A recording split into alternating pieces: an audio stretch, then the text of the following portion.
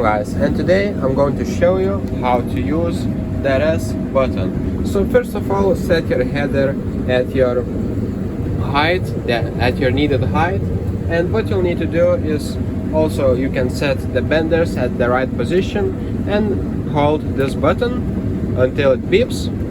As you can see, it says that you set up your res button, and what you'll need to do at the end of your beats, just click double and the header will lift up. Here you can select your bender's position too, so you don't need to hold anything. You can move it down so the crops will go in as you lift your header, and as you can see, click again one time and your header will go down. So that's how you use your res button in New Holland harvester. It is pretty simple and easy to do.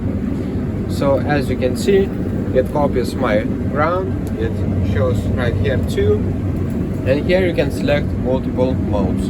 So thank you guys for watching. I hope this video was helpful. Please make sure to subscribe to Guide to Everything for more, and we see you in the next one. Peace.